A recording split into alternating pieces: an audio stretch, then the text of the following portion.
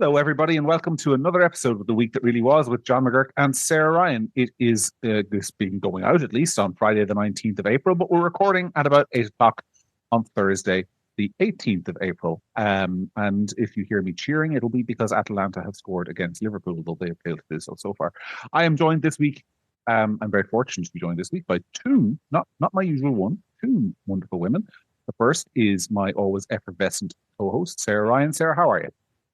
Effervescent, John. That's a new one. I'm good, thank you. I'm having a good week. Nothing to report except all of the interesting political developments that are happening this week. Okay.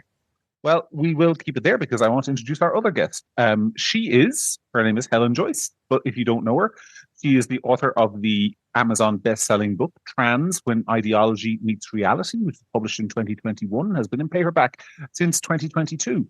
It won the Times of London and indeed Spectator Book of the Year. It's a top 10 bestseller in the UK and indeed on the aforementioned Amazon.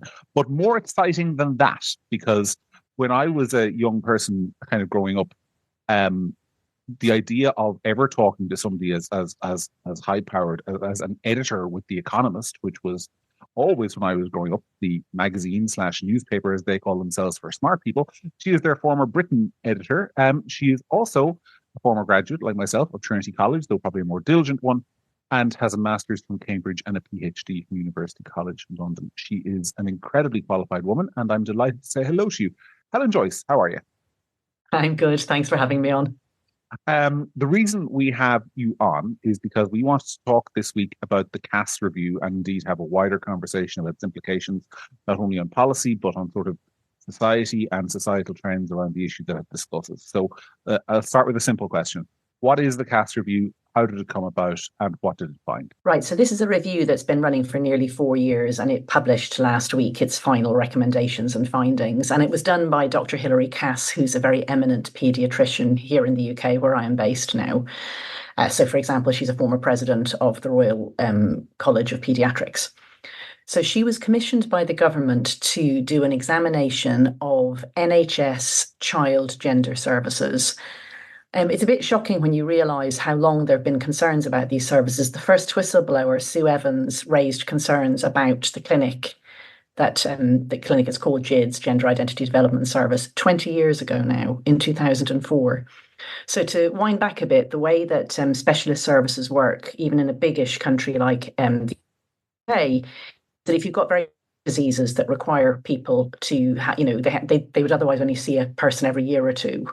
You put them in specialist centres, and for children and gender identity issues, they used to be so rare that there was just one centre in the whole of England called GIDS at a famous clinic called the Tavistock in London. And the practice there, we now know, I mean, it's been obvious to anyone who's looked into it for years and years, but Dr. Cass has written it down in black and white and submitted it to the government, and the government has accepted that. The practice there has wandered awfully far from proper and standard medical practice. So in her very measured language, she explained that the children who were referred there with severe gender issues, kids who were very distressed about being male or female and who wished and wanted to be the opposite sex and who identified as the opposite sex, the treatment that they got was not evidence-based, and they were given really potentially life-changing treatments without any evidence that it would help them. So the treatment pathway from certainly from 2014 and maybe from as early as 2011 was that a kid might, after just a few appointments, like a long time on the waiting list, by the way, getting very distressed, and then they'd come in and they'd have quite superficial appointments with very poor notes taken and then be put on puberty blockers. And these were sold as a sort of a pause button while the child could grow up a bit. But the thing is, they stop you from growing up a bit because puberty is what makes you grow up. It's what turns you into adults. And more than that, it potentially disrupts your brain development permanently. There's evidence now that that's quite likely, and weakens your bones because it's during puberty that your bones get strong. And also, of course, all your friends are growing up without you and you're just getting more and more distressed. And the final thing that it does is it stops you from realising what your sexuality is, because most of us work out whether we like people the same sex as us or opposite sex in puberty. And actually, a lot of kids who are gender distressed young, it turns out when they hit puberty that was just about them being a bit different because they're gay and they stop being gender distressed. So these were the drugs that were being given until kids were 16, and then they would be prescribed cross-sex hormones, and then when they were 18, they would put onto surgery. And this is a pathway that leads to sterility, to not having a happy sex life, and because you won't be able to orgasm if you start puberty blockers too young. And all of this was done without any real evidence that it would help the thing that it was meant to help, which is the gender distress. And so Hilary Cass commissioned the world's best so far, research of all the evidence regarding the use of puberty blockers. And she concluded that there was no evidence that it helps with gender dysphoria. And of course, there are these very significant harms against it. And she also concluded that one of the things that's often said about gender distress in childhood, namely that if you don't give the child puberty blockers and cross-sex hormones, they'll kill themselves, that was flatly false. There is no reason to give a child this treatment pathway in order to save their life. Because this is the theory, as I understand it, and correct me if I'm wrong. The theory, I mean, what the other side of this argument would say, their theory is basically that if you're an 11-year-old child and you're a young boy and you say, I believe I'm a girl, that going through puberty means that your penis will grow, your hair in your chest, you might start getting facial hair and have to stay. So you look more and more like a man, and in order to assuage that and to remove them from the terrifying distress of looking more like who they say they're not, the best idea is to stop all that. That's the theory. But was there ever any medical evidence to back that up? Well, it's not. It's even worse than that. That was one theory. Like, one of the things that you'll find when you dig into this particular field is that they know the outcome they want, which is for the meaning of male and female to be whatever you say you are, not what your body is. And that requires that you socially transition. Like, if somebody says that they're he, him, and you can see it's a woman, you have to go along with he, him, and vice versa. If you can see it's a man and that man says that he's a woman and she, her, you've got to go along with that. And it requires that you do these major interventions for children because you don't believe sex is real, you believe the gender identity is real. So if you look back at the first people to do this, the Dutch started doing it in the 1990s, and I think there were 6 or 7 people they had done it to in Amsterdam by about 2000. But in 2006, they did an actual research study with, if I remember correctly, 70 kids that they puberty blocked. And they believed that they had selected the kids who would not change their mind. That's what they called them, child transsexuals, meaning kids that they were sure would not change their mind. Because most kids do change their mind, by the way. We've known that for decades. There have been a dozen studies, all of which showed that the majority of kids who say when they're little that they, that they think they're the opposite sex, the majority of them will stop doing that during their puberty, before even. Anyway, so they believed that they had selected the right kids, and then the question was how they could help them to pass. So it was explicitly a cosmetic intervention. Sorry, I'm just going to interrupt here to say that. Sorry, Helen, just for people who, when you say to pass, that means to help people to pass means to in other words, fool the rest of us into looking at them and not realizing that they were growing up. Yeah, that's and I mean, there's only any logic to doing that for boys anyway. Like, I absolutely don't approve of any of this, but you would only do it for boys because it's male puberty that stops people from passing. Mm-hmm. Like, women who take testosterone as adults pass pretty well as men, because they start growing facial hair and, they have to cut their breasts off, okay, but you can do that. So there was only ever a logic for boys. But anyway, these people, they were just very sure. They were playing God, And so they did this to 70 kids, and one of them actually died aged 18 because one of the things that puberty blockers and then taking estrogen as a boy does is your penis doesn't grow. So he still just had a little boy penis at 18. And that means that you've nothing to use to make the fake vagina that they make when they do the cross-sex surgery. Obviously, you can't make a real surgery out of a penis. Like, I'm sorry to have to say this to everybody. Like, my life took a dark turn when I started looking into this 6 years ago. I would love not to know what these surgeries involved, but I've had to look. So they take a bit of your colon and they use that to make up for the fact that there isn't much penis to use to make the fake vagina. And for this poor boy, that gave him necrotizing fasciitis and he died.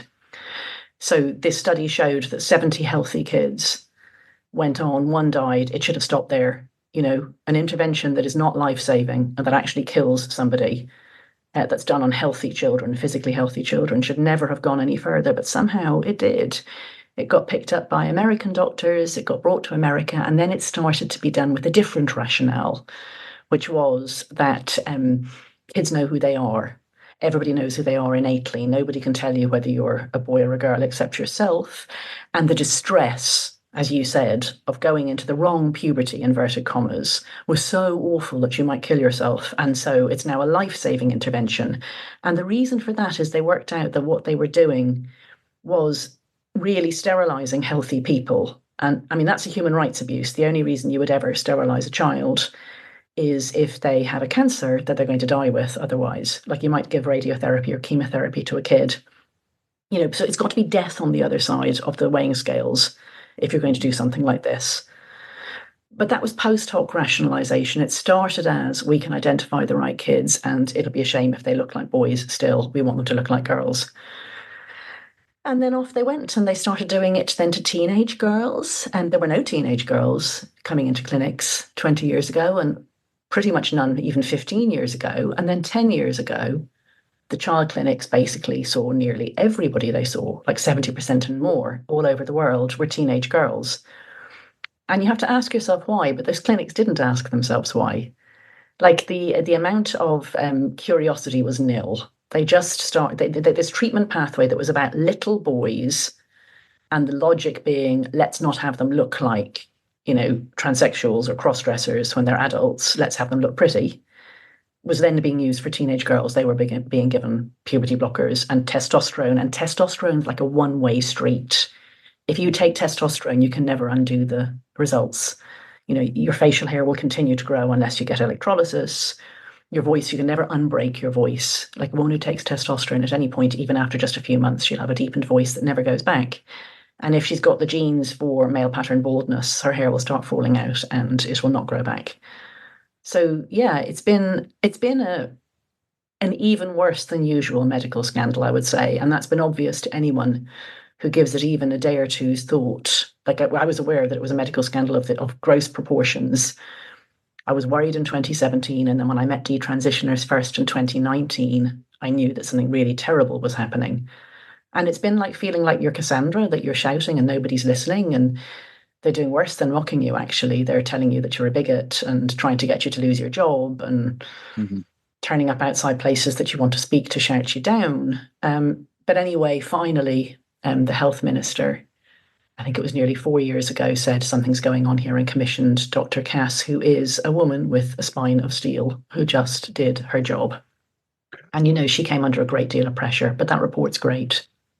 Well, this is a good place to pause and bring in Sarah, who's listened to all this. Sarah, you and I have talked about this issue, I suppose, in sort of broad, amateurish terms on this podcast before.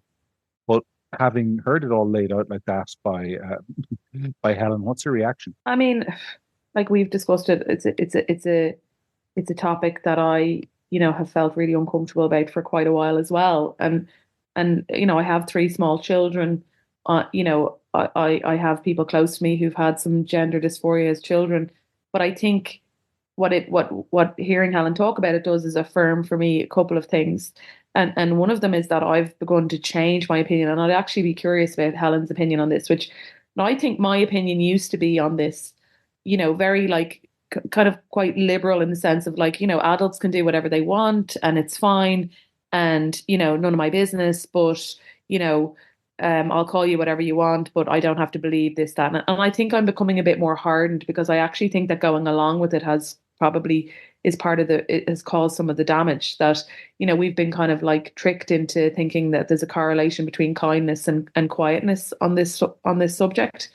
And I think that, like I said, I'd be curious what Helen thinks of this, but I think it's so damaging and such a scandal, and there will be children, and I've said this on this podcast before, there will be adults in the future, sitting in tribunals and suing the state for redress for was allowed to be done to them.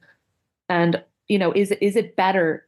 Helen, do you think it's better to stop going along with this in general, stop going along with the pronouns and the thing and like fight it hard in that way? Or do you think that there's a better way? Like, how do people listening to this podcast who agree with everything you're saying tackle this in a day-to-day way, in a way that benefits children in the future?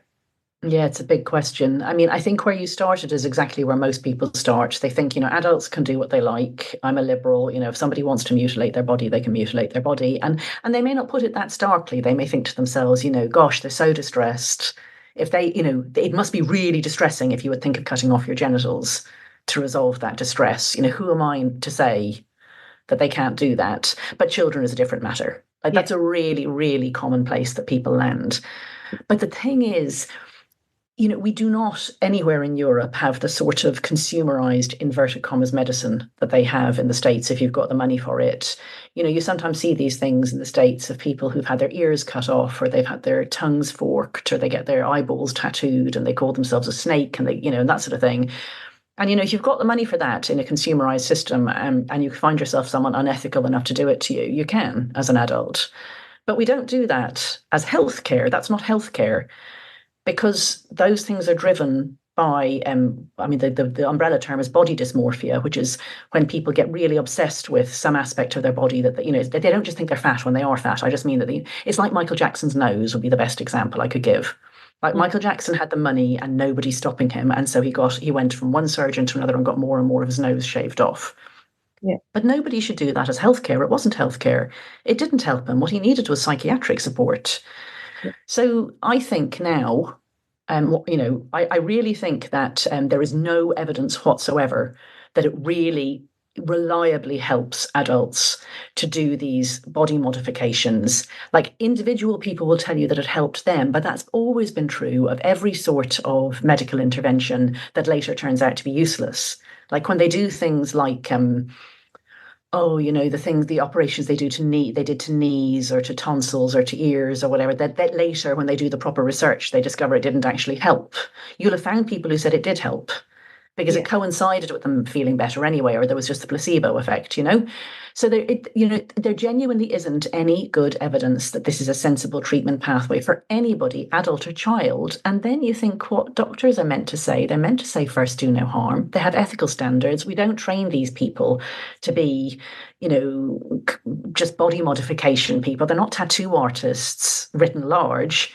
They're meant to be making people healthy. And there is no evidence that doing this makes people healthy.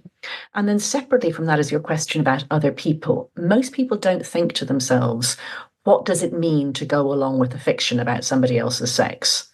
Like, you just don't think, because most of the time we just move around, and most of the time we aren't thinking much about whether we're male or female. I certainly didn't when I was working at The Economist. I wasn't thinking, oh, I'm going to work today as a journalist, as a woman, I went into the women's loos, sure, but it didn't really register with me that I was going into the women's loos and no men were, But if you have to lie about other people's sex, it's surprising how often it comes back to bite you. There's so many places where actually it does matter to know what sex people are. Yeah. And that's in single-sex spaces, in sport, in safeguarding. You need to know you can't look after kids unless you can identify who the adult men are, because adult men are the people who commit nearly all violent and really nearly all sexual crimes, especially against children.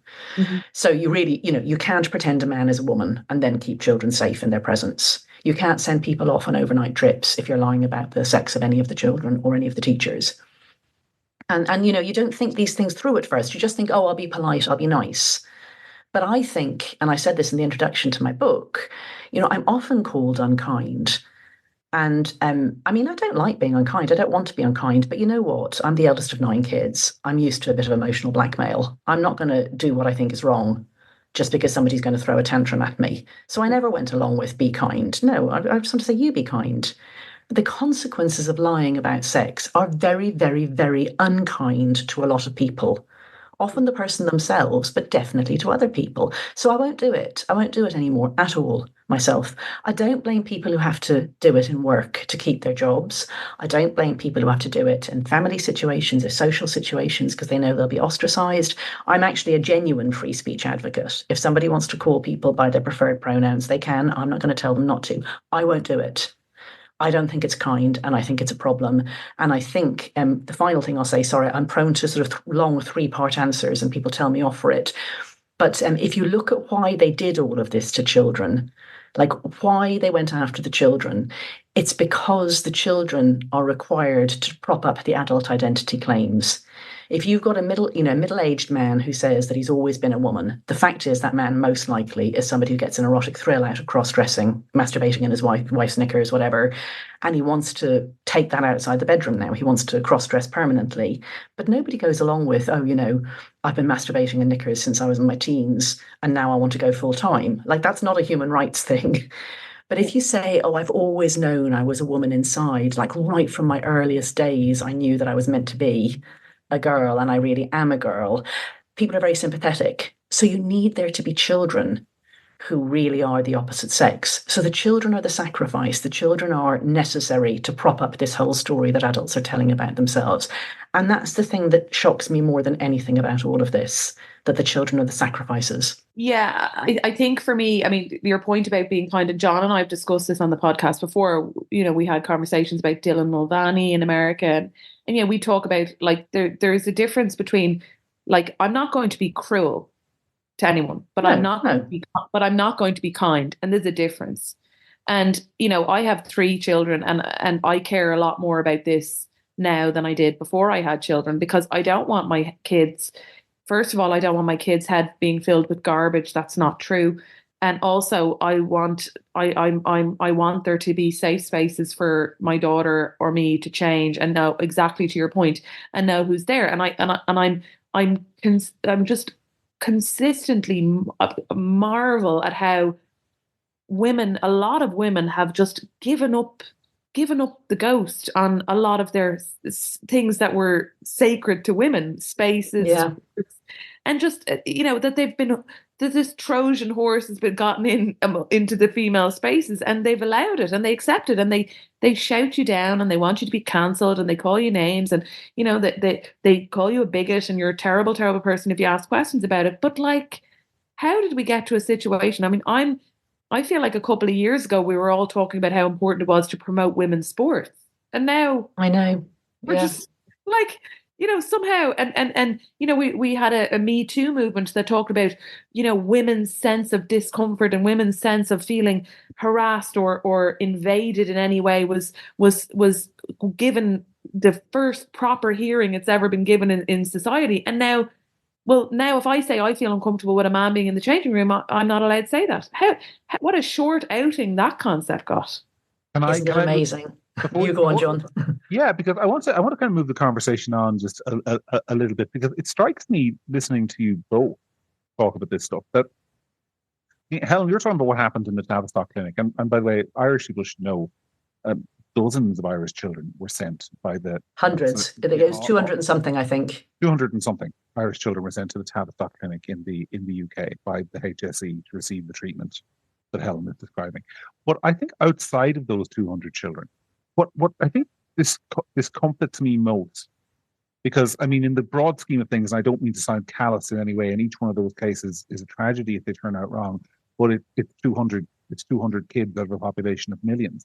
But what's not 200 kids out of a population of millions is what's happening in schools. I mean, where just in this country alone, for example, I mean, there is barely a primary school in the country that doesn't have somewhere on the wall the transgender progress flag. The Irish National Teachers Organisation, which is basically the primary school teachers union, produced a video 3 to 4 years ago for teachers, encouraging them or explaining to them how to socially transition children in their classes. You have multiple educational books now in schools, definitely in Ireland, and I suspect in the UK and in other jurisdictions as well, which teach this stuff not as theory but as scientific facts. And the Cass review, while welcome, only sort of deals with the medical pathway and isn't dealing with the cultural, the extent to which this has seeped into the bones of the culture, particularly among kids. And I'm wondering what your thoughts on that are. And I mean, we've got a guy who's in prison in Ireland, a teacher called Enoch Burke. Now, he's not in prison. I know, yeah. He's not in prison, it should be said, directly because he objected to socially transitioning a kid in school. The case moved on and he refused to obey various court orders and so on. But the row broke out, it's fair to say. The proximate cause of the situation is that he refused very publicly to participate in the social transitioning of a child in a post-primary school. And there has been very little institutional support for his position in Ireland, which is that is something I, as a teacher, have a right to conscientiously object to. So, I mean, how do you think we tackle the sort of the broader cultural sickness that legitimizes the stuff that's happening to 200 Irish kids and I don't know how many thousand kids in the UK. Yeah, I mean, the kids who make it as far as any specialist gender service are absolutely just the tip of the iceberg. So when I started working with Sex Matters, the campaign group that I work with now, which was 2 years and a bit ago, pretty much exactly 2 years ago, they had just done a survey here in the UK, and they asked secondary school teachers if they knew of any child who was trans-identifying in their school, and 70% of the teachers who replied said, like, and this is a balanced survey across the UK, or possibly across England and Wales, they said there was at least one child who was identifying as trans in their school. So if you multiply that up, you get a far, far larger number than the ones who are ever seen by any specialist clinic. And I bet you loads of them aren't even going to see their doctor. I mean, I get constantly emails because I'm out there on this subject. I get constantly emails from parents saying, I don't believe it. They find out after a year or 2 years that the school has been referring to their girl as a boy, and that the whole school, including the kids and other teachers, have been told not to say this in front of the parents, and somebody has just screwed up and let it out. So this has become really common, that schools take it upon themselves to do this. So, I mean, there's an awful lot to unpick, but the thing is that all these things, it's like, what's that game, pick up sticks, when the sticks are all sort of wound up with each other and you've got to pick them up and you can't get them out without disturbing the other ones. Hilary Cass pulled out one of them, and the question is, do other ones come down now? So the fact that she said, and one of the things she did say was that there is no good evidence that socially transitioning kids helps them, and that you should be extremely cautious about doing it. And it certainly shouldn't be something that you would do lightly in primary school, especially. So socially transitioning, for your listeners, is when you present a child without taking any medical steps as a member of the opposite sex. It's only really plausible with little kids, but it doesn't stop them from doing it with secondary school kids. Anyone here in the UK in any school will know that there are kids who are clearly boys that everyone has to call a girl, and vice versa. And you'll get punished under the anti-bullying rules if you forget or if you refuse. So that's going on. But I think that if you pull out the idea that you could go to a clinic, you take a lot of legitimacy away from that. And simultaneously, the government here has produced draft schools guidance, which really winds back on this. I mean, it says that under no circumstances can kids use the spaces that are for the opposite sex. Doesn't matter what they identify as, they can't do it. So a boy who identifies as a girl can never use the girl's spaces, and vice versa. And so they are attacking it from both, but you've got to think of it as a schools and healthcare problem simultaneously. And then you've got to think, like, where are they getting these damn ideas from? Where are they, where are kids getting this idea that we just didn't have in any numbers before about 15 years ago? Like, there were just a very few people who ever thought they were really meant to be the members of the opposite sex. Hardly anyone. The incident, the estimates of global incidence of what they call gender dysphoria, which is just a fancy word for gender distress, were 1 in 30,000 for males and 1 in 100 and something thousand, maybe 120,000 for females. And I mean, now it's, at least 1 in 100 for each, and probably more. So that's not a natural phenomenon. That's not just, more reporting, especially when you think like it's switched from being little boys and middle-aged men to being overwhelmingly teenage girls. Yeah, and there's some social phenomenon. Let's talk about that, because I think almost that is the most interesting element of this whole discussion. I mean, the only thing I'll say about the UK and Ireland on this is that there is at least a conservative government in the UK, not conservative in all respects, they're not perfect, but they're alert to this. Whereas in Ireland, even with this review, we have a government and more pertinently, I think, a civil service and a permanent government that is still 100% in hock to the idea. Can I just say the civil service is the same here, and we're going to have a Labour government soon. Now, they've said some good things about Cass, but let us see. And also, we've had a Conservative government here for 14 years, and all of this has happened under them. Yes, well, that is an entirely apt criticism. But let's talk about why this is exploding, because I think it's really interesting. You've done a lot of really interesting work on it, because an observation I always make, and I don't think it's an original observation that I make, Nick, but somebody noted it once and it always stuck with me, which is there are no middle-aged trans men, as in women of sort of 45 and above who wake up one day and say, I've actually been a man my whole life. There are lots of middle-aged men, to say that they've always been a woman, but there are virtually no women of that age group who are saying the opposite. While amongst the young, as you've noted several times correctly, with overwhelmingly young girls. So there's this kind of odd duopoly of it being primarily middle-aged men and teenage girls. And that to me screams of there's something really wrong happening here. What do you think it might be? Well, the first thing that it indicates is that, sex is real, folks. And men and women are not the same, and girls and boys are not the same. And I mean, I don't know how anyone could think that we were when you think that we're mammals and that we evolved.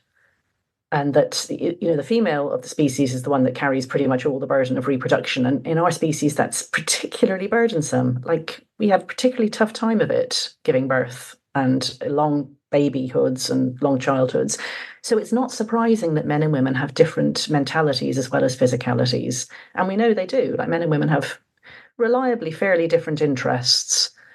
Of course, overlapping. You always have to say that there are atypical examples, but and women never men and women are different. Man flu, it has to be said. Just, you can talk about child. Yeah, well, there's an example, exactly. and then there are physical differences. I mean, women's immune systems are genuinely stronger. That's one of the reasons that we live for 7 years longer. So there's all these differences between us. It's not just about who's stronger, the men, or who has the babies, the women. Men and women's sexualities are rather different too. Men are much more interested in youth, the signs of youth and fertility. So, men pay a lot more attention to, there's a very funny chart that shows the age of the man and the age of the woman he thinks is most attractive. And once it gets to about 21 with the woman, it just basically stays there as the man gets older. And that's just not true for women. Women think men near their own age are the most attractive. Like, I can't imagine at age 55 having a 21-year-old boyfriend. What the hell would I talk to him about? That's the age of my son. But men do that all the time. They have girlfriends, if they're rich enough, they just keep dumping their wives and having a girlfriend who's the same age as the one they started with last time. So that's just one example. So men care more about variety. They care more about youth. They don't much care about the status symbols. They don't you don't get men's porn that describes in great detail the labels of the women's clothes and tells you how many languages she speaks and, her graduate degrees and how much she earns and things like that. But if you read women's erotica, I mean, there's a very good book called A Billion Wicked Thoughts that does an analysis of women's erotica. And it's so much of it is proof that the man is competent, admired, high status, capable, trustworthy, like all these things that make sense when you think what it is to get pregnant and have a baby and really need the man to stick around and need him to be high quality because of the investment you put in. So we wouldn't be surprised that something that's obviously so closely linked to sex, as whether you want to identify as your sex or the opposite sex, would be very different in men and women or boys and girls. And indeed it is. So the two big reasons that male people want to identify as female are, one, historically speaking, and this has been more the case, they're gay and they're very, very effeminate, and they become very dysphoric. People are so horrible to effeminate men. I hope that as homophobia becomes rarer, that becomes rarer too. But, when you look back at the records of gender clinics that we've been seeing people for 60, 70 years, that was a significant number of the men. These men knew they weren't women. They just had worked out that they couldn't live happily in society that hated them so much unless they presented themselves as women. And then the other group are nothing like that. They're men who are erotic cross-dressers and who have allowed erotic cross-dressing to completely become a fixation and to take over their lives. And they're not particularly feminine at all in their typical interests or their style or their looks or anything like that. There's a growing trend. That's been written about in several places in pornography targeted at men, which kind of eroticizes transgender males who become women or so for your listeners, what we're talking about is people with penises and boobs, lady boys. And that's been a trend, which I assume is kind of like, because you're talking about a fetish there, and there does seem to be because pornography, I think, has driven trends in sexuality for 20 years now, and it seems to me that it's driving things in that direction as well. But there are so that has been an interest for a long time. There have always been Europeans for decades and decades who've gone to Thailand for the lady boys. I wish I didn't know these things. I used to be the finance editor of The Economist, but I mean, it's just a fact. So there's a specific interest. So men whose sexuality is structured around wishing that they were women and imagining and fantasizing about having a woman's body and about cross-dressing, they're given this fancy name that comes from the Greek, which is autogynephilia, love of oneself as a woman. And then there are men whose main target interest is men who have undergone partial feminization, men who've maybe had fake boobs or taken estrogen to grow boobs and who dress as women but have kept their male genitalia. So even before the internet, I mean, I've read studies of personal ads that say things like, 7-inch surprise or something like that with a picture of a very pornified looking, what looks like a woman. And now, of course, on the internet, there's a lot of that. So I think that's always been there. And maybe there's more of it. Maybe it's easier to get hold of. Maybe men who would never have discovered that excites them now can if they go on Pornhub. But something that we do see is a process of grooming of teenage boys to think that life would be better if they were a woman. So these boys who fall for the sort of Andrew Tate end of things often think, girls have got everything now. Like feminism has ruined everything. Women are on top. Unless you're an alpha male, it's no good being a boy. Like, just suppose you're just an ordinary, not very fit, not very handsome. You think the economy is rigged against you, and you're probably right. You're not going to get an amazing job. Houses are too expensive. Girls have it easier because men buy them things, and they can, they don't even have to work. They have this incredibly unrealistic idea of what it is to be a woman. And if you're in certain places on Reddit, or if you watch certain TikTok videos, and it used to be Tumblr, there are people who are selling that and whose fun is in encouraging unhappy, often autistic spectrum disorder boys down a path over months and maybe longer than months to come to think that their unhappiness means that they're transgender and that life will be easier if they identify as a girl. So that's just one of the things that the internet is doing. And we haven't even talked about the teenage girls, Yeah.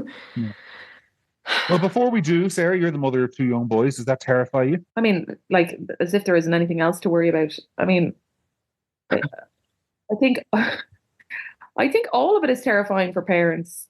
And I think that there's bad actors and, people like, I mean, I think of it as a cult. So, I remember years ago seeing some documentary that was really sad about, these parents going to this place in, somewhere in America in the middle of nowhere and kind of banging on the front doors of this compound and trying to see their kids who wouldn't see them. And now I think there's no need for that compound anymore, that your kids can get kind of brought into this cult and you can be banging from the outside and there's nothing you can do to get in. And I think that that's really terrifying. Yeah. I mean, children have never before in the history of humanity been left to, in significant respects, bring each other up without adult oversight. So we've just gone through a 20-year period where what children are looking at, and by children I mean little children, but also teenagers, and then increasingly people in their early 20s, is just different from what people above that age group are looking at. And what seems obvious to them, and like everybody knows things, those of us who are certainly over 35 and maybe even 30, we're just blissfully unaware of it. What's being said in these groups. And so there's this breakage of links between the generations and of oversight of children. And then bad actors can come in. But even without the bad actors, kids are naive. They're ignorant of the way the world works. They don't have that spidey sense that grown-ups, especially grown-up mothers, get over time about, why is he so interested in talking to my kids? Like, children are just naive. So they're there, they're sitting ducks for people who want to come in, either to pretend that they're other kids. People think, it must all be about paedophilia and it must be about child porn. But there's also this very insidious thing of befriending vulnerable kids and just for the fun of it, confusing them and encouraging them to do something that, I don't know, it's just for shits and giggles sometimes, but sometimes it's also about validating that man's identity as a woman himself. And it all can all be done in their bedroom, and nothing about it as a parent unless you choose to educate yourself. And then at the same time, like John said, schools are lying to the kids. So they're getting it from everywhere. They're getting it from the law, they're getting it from schools, they're getting it from medical discourse, and they're getting it online. So, Hilary Cass dealt a fairly significant blow to one part of it, the medicalisation. All parts reinforcing. If you talk to someone about one of them, like if you say to teachers what you're teaching them is wrong, they'll say, oh, but the government says I should, but look at what doctors are saying, and haven't you seen this source online? And every one of them will blame all the others. So we've got to just keep pushing at all of them and knock them down individually when we can. I'm sure you've been asked this before, but I have to ask, if there's someone listening who has a child who comes to them and says, I think I want to be a boy, or I think I want to be a girl, or whatever, what do you think they should do? God, it's really tough because the thing is, they won't come and say that to you until they've been researching for quite a long time online, and they'll have all their scripts and rebuttals. There are all these scripts about how you come out to your parents and what they'll say to you. And the thing is, if your parents, as a parent, you're likely to say that's nonsense. They say, "What do you mean?" Like, but you've never seemed to be unhappy about being a girl, or we never said this before, any of those things, but they know what to say back to you. So they're quite hermetically sealed because they have already been significantly indoctrinated before you know a damn thing about it. So ideally you don't get that far. Like, it's one of those I wouldn't start from here things. Ideally you talk about what it means to be male or female, how those are things that can't change, but they really shouldn't hold you back. If you're a girl and you want to be president, we've had how many female presidents at this point in Ireland? You can be president. You can do anything. You can go into space. If you're a boy and you don't like rugby, boys do not have to like rugby. They can do whatever they like to. And you get that message in first, ideally, so that your child is significantly inoculated from the rubbish. But suppose you're not that person. Suppose it comes out of nowhere. I would just be really kind of open-minded and questioning, and never rubbish anything, especially with a teenager. They're hypersensitive to it, to being told that they're talking nonsense or that they don't know what they're talking about. So you just say, "Oh, that's really interesting. What does that mean to you?" I'm not up on this. And you can't tell them anything. Like, if you tell them, "Look, this is nonsense, and here's the logical proof why it's nonsense," you just get their back up. You've got to get them to, you've got to make cracks in their narrative. So, I'm thinking of a particular family who talked to me over some months after their daughter started identifying as non-binary and then a boy in school. And this had been going on for quite a while before they found out, I think like 18 months. But they had a very strong relationship with her. That's another thing, keep the relationship strong. And so she was willing to listen to their concerns, and they got on to me and they said, "Should we buy her a breast binder? That's what she wants." And they're very dangerous. Like, it's like breast ironing. Like, this is something that will deform your spine and your lungs and cause you significant pain and push you onto a medicalized pathway because it's so miserable. So I said to them, absolutely not. Like, show her this research. And I sent them the research that shows how dangerous this is. And she looked at it and she was deeply upset that she was about to do something so damaging to herself. And she said, "But why are all the lobby groups, like, why does Stonewall say that this is totally fine and healthy? And why does Mermaids say that it's fine?" And her mum said, "Well, who do you think has your best interests at heart? Me or some lobbyists who are paid and who've never met you?" And her daughter said, "Well, I think you do." And so they agreed that they would go and get her a sharp boy's haircut, the best fitting sports bra they could find, some boys' baggy clothes. They didn't mind a nickname. They weren't going to call her, a boy or any of that. And honestly, she just kind of found her own way back. But the start of it was realizing that her parents were on her side and the lobbyists weren't. So that's the aim, whatever way that is in your conversations, you're on their side. I want to talk about something that, because I'm a huge fan of, I'm sure who I'm speaking of, Helen Louise Perry. She's great. I don't know how to label Louise. She kind of defies labels, but she basically wrote a book recently, strongly criticizing feminism and the sexual revolution. Yeah, the case against the sexual revolution, it's called. And it made me think a lot about the differences between being a man and being a woman today and being a man and being a woman, say, when Sarah and I were going through puberty in the mid-90s. And it strikes me that being a young man in many ways hasn't changed in terms of the expectations placed upon you, the ways in which success is measured on the sporting field, economic success, how good you are with girls, so on and so forth. Whereas the expectations on young women in particular have dramatically shifted, both in terms of, like, you need to have a career. You also need to be, you need to compare yourself against influencers on TikTok who are always perfectly manicured, living amazing lives in the Bahamas. Your expectations when you do meet a boy are now no longer, let's be diplomatic because it's a family podcast, it's no longer a kiss behind the bike sheds, let's put it that way. Expect to be an acrobat.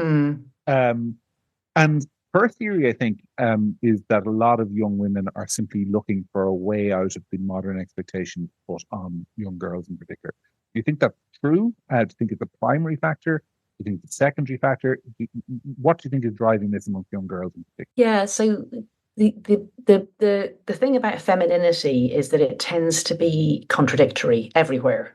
Like you're simultaneously meant to be very attractive and available, but also pure and to make it's your fault if anything happens. Like you're meant to put out, but if anything bad happens, it'll be your fault. And that's a very, very common everywhere, sort of double bind on women and young girls. And then another thing that happens for young girls is typically you develop physically some years before you're ready for attention from men.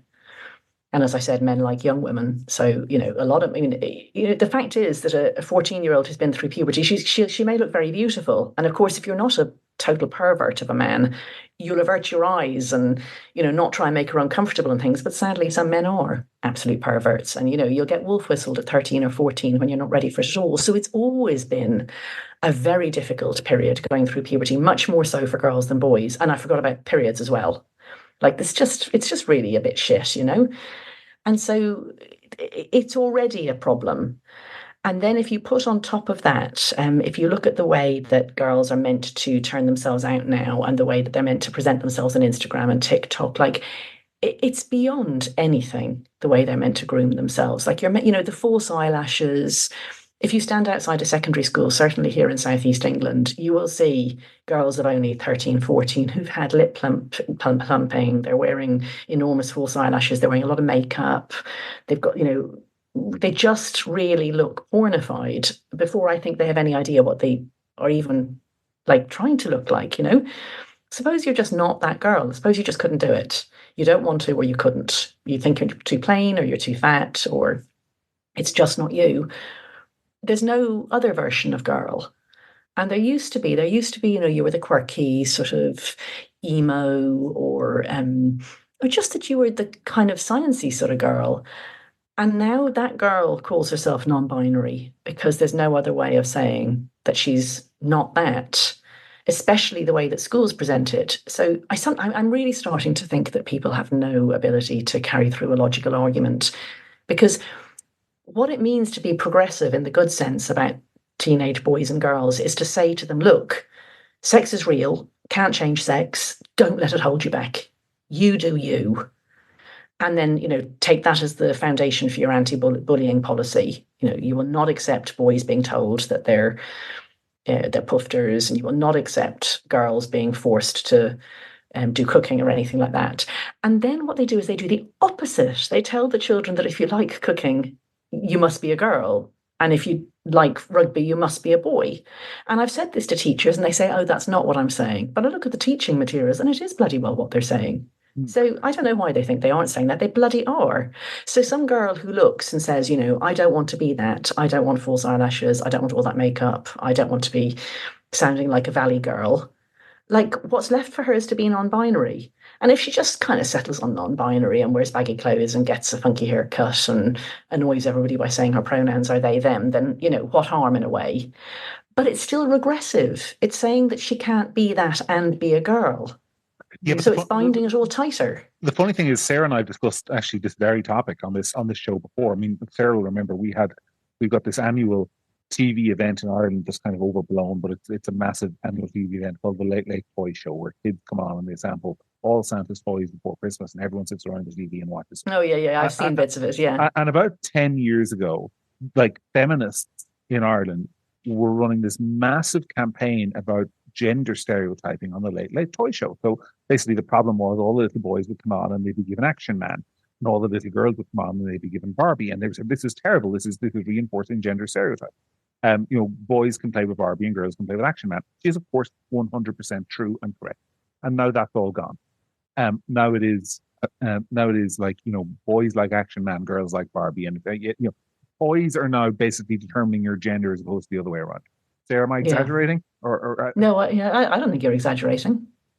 No, but it's worse because it's, we discussed Dylan Mulvaney in America. I mentioned him and he released a song, Days of Girlhood. And it's that like now femaleness, womanness, girlness is a kind of bit. Like based on all of the stereotypes that women would have been fighting against and it would have been considered progressive before, to shed some of this stuff. And his song and his bit is that girlhood is kind of like, one night stands and pillow fights at sleepovers and, crying all the time and shopping and maxing out your credit card. And it's like this whole bimbo bit is now back as the image of girlhood, which would have been, we would have been fighting against a few years ago.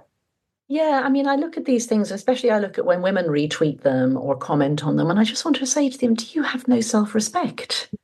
Yeah. Like, I understand why Dylan Mulvaney is doing it. I don't admire him for it, but I understand why he's doing it. It's made him famous. Presumably he gets off on it in some way. I don't know what sort of way, whether that's just that. I honestly wonder, did he start this as a sort of a joke and then it took off? But anyway, he's getting something out of it. He's getting fame, money. He does ad endorsements and so on. What the girls who are and the women who are sucking up to it get out of it is a mystery to me. I think they have to get some sort of performative goodness out of it. Like, look at me, I'm so kind. Yeah. And, women fall for that bullshit. Like, men do not fall for that bullshit the same way. And I really resent it because it's kindness on behalf, it's fake kindness, as we've already discussed, but it's also on behalf of other people. Like, if they were just humiliating and denigrating themselves, I wouldn't care. But they're humiliating and denigrating all women by going along with this. So just, back off. Like, it's disgusting what he's doing. But also, it wouldn't be appropriate, wearing woman face. It wouldn't be appropriate to do that with any other, group of people. But we're supposed to sit back and just take it that we're being reduced to kind of a joke. I know, and I don't get it. I don't think it's funny. I think he's disgusting. Not as a human being. I'm not saying the human being is disgusting because these things always get quoted out of context. I think what he's doing is disgusting. And I don't know why anyone goes along with it. So why do women go along with it? It's a good question because, when you do polls, and we've done polls at Sex Matters, it's women aged under 25, sort of 18 to 25, who are the people who are most keen on this stuff. They're the most likely to say that men who identify as women should be allowed into women's sports, the most likely to say that they'll use preferred pronouns, the most likely to say that a woman is anyone who identifies as a woman. I mean, I think that they've been targeted the most by it. If you think about who I said wants to transition, the powerful group who want to transition are the middle-aged men. Because they're the men who've already maybe, got places in their career, they've got money, they're often quite hard-charging people who haven't heard the word no very often in their lives. And what they want is recognition from women. It's not recognition from men. Men are basically irrelevant to them. They want women to accept them in women's spaces, in women's sports, etc., because these are the last frontier for them to conquer, basically. So it's been women and girls, much, much, much more than men and boys, who have been, relentlessly bullied and targeted for 20 years now. And one institution after another has fallen. So the National Organization for Women in the States is basically a trans activist organization now. Same with the Women's Law Centre in the States. The Women's Equality Party here in the UK got destroyed by this issue. It got taken over by It's For Anybody. Women's Institute, like every women's group has fallen. And then those groups become very powerful in pushing this idea, but also in basically making it impossible in large numbers of careers to get ahead unless you go along with this if you're a woman. Like, I've talked to male journalists about this and they don't get the shit that I got. It's the women who talk about this who get the shit. So I think that a lot of it is that it's women who are targeted, but I also think there's a lot of performative, I'm kinder than you. Boys don't tend to compete by being very virtuous at each other and, like they're more likely to give someone a punch than to kind of, ostentatiously ostracize somebody for not being kind enough. And then the last thing I'd say is that I think there's a lot of women who actually think rather poorly of women. They're, the fancy word being internal misogyny. And the idea that a man thinks that womanhood is so attractive that he might want to be in it, that's like validating. Like, a man wants to be a woman. How amazing. He's going to be the best woman. I see these tweets sometimes and things on Instagram and on Flickr where men share their photographs of themselves as women. And I mean, they look a state. Like, they haven't tidied the room behind them. They just really look awful. And then there's dozens of women underneath saying, oh, you go, girl. Look at your lipstick. I wish I could do my eyeshadow like yours. And you're like, again, have you no self-respect? Yeah. So I wonder what they're getting out of it, but they're getting something out of it. There's A lot of another. those Sorry, have Sarah. a lot of those photos I've seen them very strong Buffalo Bill vibes from Silence of the Lambs.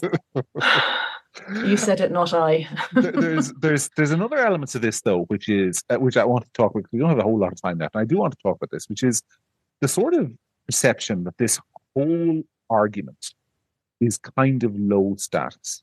I was talking Yeah. to a middle-aged, otherwise very sensible middle-aged man a couple of weeks ago, and the topic of J.K. Rowling came up, and what he said was, "Oh yeah, she's broadly right, but I just don't know why she wasted all her career and her credibility talking about this issue." As if, and the way he said this issue, and I'm not misrepresenting him because I know exactly what he meant. It was kind of like, this isn't the kind of thing that kind of polite, well-meaning, respectable people talk about. Like, there's that sense out there, and definitely amongst, in my experience, sort of people who consider themselves political centrists, liberal, open-minded, voted for gay marriage, pro-choice, women's right to choose, live life as you want to live. That kind of attitude is very much the culturally dominant attitude in the West. You've got a lot of middle-class people who kind of, they look at you, Helen, as somebody, and somebody who went from the heights of working for, as I mentioned at the beginning, The Economist, which is the magazine for really smart people, to now working for what they would see as an obscure institute concerned with something that, who cares about it really? That is a really toxic and pernicious attitude in society. And I think it's an excuse for people to not think about the issue, just to write it off as not important. I mean, do you think I'm onto something there? Because I've definitely encountered that. Yeah, I mean, I think part of the reason is they're quite right that it's extremely stupid.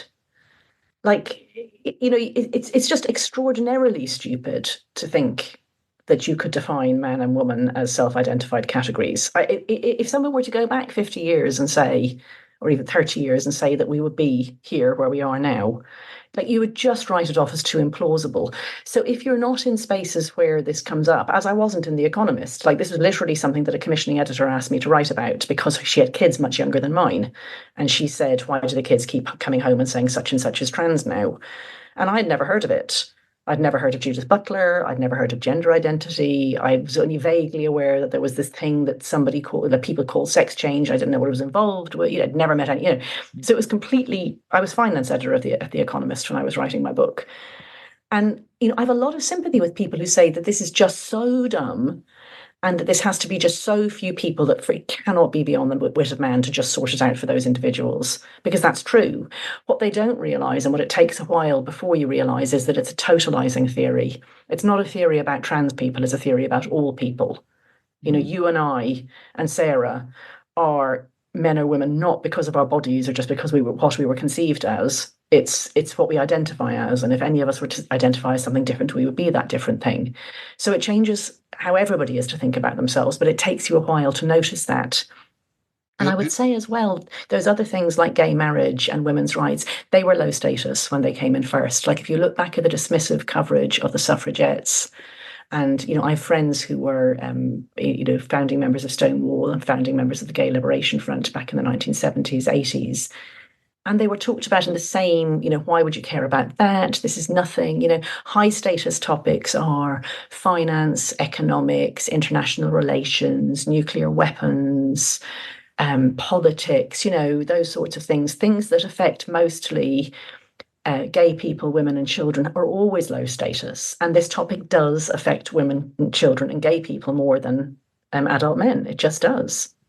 The other thing I find, which is just, this is, and I'm sure, Sarah, you find this as well, is that people actually just don't believe you. Like, so yeah, for example, totally. In Ireland, for example, we have what you don't have in the UK and what they tried to introduce in Scotland, but we have had for many years now full gender recognition. So the law in Ireland is that legally, this is the law, I can tomorrow become just as much a woman in the eyes of the law as either you or Sarah, Helen, by filling out a form. And after that, I'm in the eyes of the law in the Irish state, no matter the fact that I've never had a child, I've never had a period, I'm not going to say I don't have breasts, because some people would argue. You're just not a woman. It's that simple. You're just a man. Yeah. Not to break it down. but the that is the, and you tell people listening, like, nah, I you're know making that they up. think you've got a tinfoil hat. Yep. Yeah. That is a huge problem for the journalism. And so sorry, The Sarah. creation of far right. I've had that said to me that this is just something that's kind of been made up by far right crazy people, and it's not really a real problem that ever actually exists day to day. Yeah.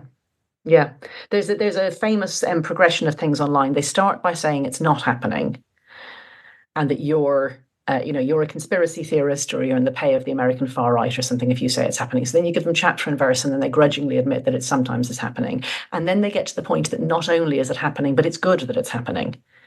And I've seen that happen with so many of these issues. No, we're not sterilizing kids, they'll say. Nobody is doing anything irreversible on children anywhere in the world. That's a conspiracy theory.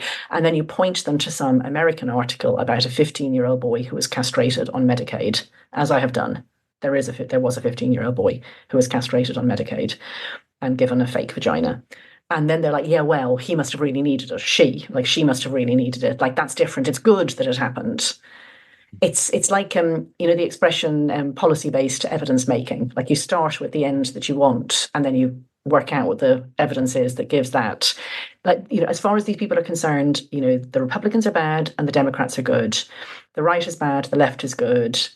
And I'm not left-wing, right-wing. I'm not pro bloody Donald Trump. I think the guy's a clown. It's just that sometimes he's right. Sometimes the Republicans are right. They're wrong about a lot of things, but they're right on child gender medicine. But they can't be right because of polarization. It's just not acceptable. They can't be right on anything. And if you look at the backgrounds of the people in the so-called meaning-making institutions, academia, journalism, publishing, HR, big multinational organizations, charities, all of those are just overwhelmingly staffed by people who are on the left. And as far as they're concerned, these things, if they're believed by Donald Trump, if they're believed by the Conservatives, they must be wrong, and they will do anything to continue with that belief. Mm-hmm. Well, as a lifelong Conservative, let me tell you that resonates with me, because people just write ideas off based on nothing other than the fact that they're being uttered by, not necessarily me, but by a Conservative force. They will just write it off. Like, the number of times you see somebody tweeting something online, like a story might come out in, I don't know, the Daily Telegraph, and the response will just be Daily Telegraph, LOL. Yeah, or Daily Mail. That's the one they do it with most. They just reply saying Daily Mail. Yeah, so it can't be true, even though those publications are held to the same standards by the press regulator as the Guardian or the Independent is. So, I mean, but also you can just go and look. You can find the police report. You can see that it's true yourself. People don't want to. Anyway, yeah, can I just say one thing about this, though, which is I'd be remiss if I didn't point out that the people who have fought hardest against this here in the UK are on the left. They're women on the left. Often very, very left-wing, often lifelong, like Labour members who were in trades unions and so on. They would have a strong feminist analysis that's rooted in material reality. And that's what proofed them against this bullshit. So I'm thinking about people like Julie Bindel and the Women of Women's Place UK, amazing women who have, no right-wing influence, but who stood fast against this bullshit. And to such an extent that, because I'm not left-wing, and I wouldn't say I was particularly right-wing either, I would have said I was centrist until that became such a dirty word by the, now I think the technocratic centre are the people who got us into all the shit. But anyway, they assumed that I was left-wing too. And then somebody said something about something that I said and said, gosh, that's like very right-wing. And I said, well, I'm the finance editor of The Economist. You can't possibly think that I'm very left-wing. And this caused a whole kerfuffle among my entire set over weeks, played out on Twitter, like people going, oh, my God, she says she's not left-wing. It's amazing to see. Oh. Well, look, we've had the exact same experience here in Ireland. I mean, I've had women come up to me on this who would have, because I've been a fairly prominent, but not majorly prominent sort of conservative voice in Ireland that is not at all conservative for, coming on 15 years now. And I've had, I don't know how many women come to me who say, I hated you 5 years ago. And I understand why. I'm not criticizing them for that. I understand why. And to be honest with you, some of the animosity would probably have been mutual. But it's absolutely true to say that there are an awful lot of left-wing feminists who recognize the threat here and probably have recognized it on an intellectually deeper level than some people on the right would have been. Absolutely. I think people on the right are sometimes thinking that, it's about social roles. They're like, men should be manly and women should be womanly, but that's part of what got us here. Mm-hmm. Like, it's not the main thing that got us here, but it is part of it. Okay. Well, look, I think we've chatted for just over an hour. So, Sarah, do you want to take us home? I just have one more question, Helen. So you kind of touched on it before. You said that Dr. Cass has kind of given a big body blow to this entire ideology or this movement. Oh, I suppose my question is, because I feel in my bones that something is definitely the grip is loosening a little bit here. What do you think? Yeah.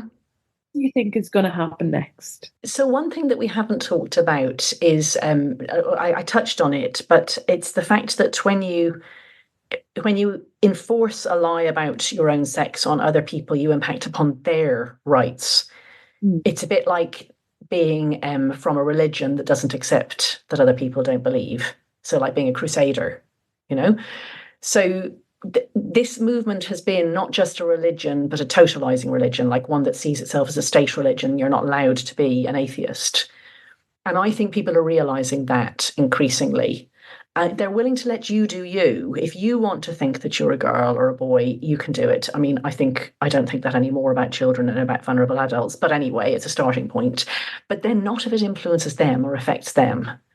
And more it is affecting other people. Like if there's even one boy in a girls' sports league, it affects all the girls, really large numbers of them, and so on and so forth.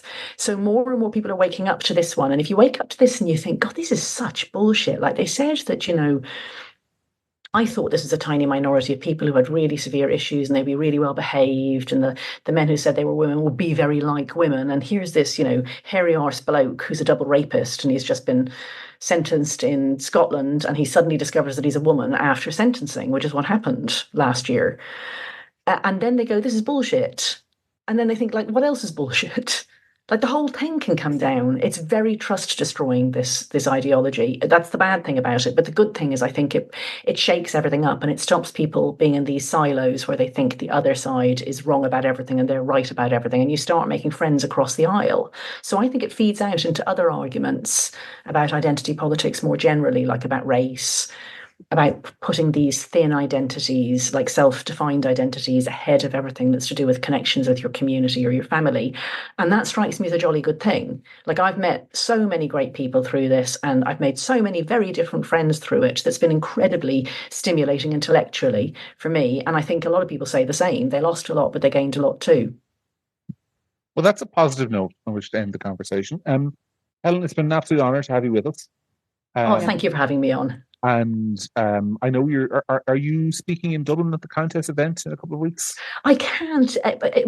We have our strategy weekend once a year, and it was booked like 6 months ago. So when Leisha got on to me and told me her date, I had to say, I'm really sorry. I'm in the wilds of Sussex with my colleagues Friday evening. I'm sorry you won't be there, but I do know that on Saturday the 27th, which is 1 week from tomorrow, if you're listening on Friday, the Countess are having an event. The Countess is obviously, for those of you who don't know, sort of the main Irish lobby group working on this issue. They're having a conference in the RDS to discuss all of the issues that we've discussed on this podcast, and indeed many more. So that's on Saturday the 27th. Only fair to give them a shout out for that event, which I will be speaking at, as indeed will many other people. So that's, I think, a good place to end. So thanks once again to Helen. Thank you to Sarah for putting up with me dominating the conversation. She and so have there been any good goals or kicks or whatever it is in what you're watching? Yes, Liverpool are leading by 1-0. They need to win by 4 though, so I'm optimistic for Atalanta, especially. The problem is the referee has been disgracefully biased. But before I lose any more, I didn't really care, John. Yeah, we're both conforming to our gender stereotypes that we don't. All right. Well, I will go watch the match. The rest of you can go do whatever you want to do. Until next week. I'll go do my nails, John, and do my hair extensions. How gender stereotypical. Thanks, everybody. See you next week. Bye.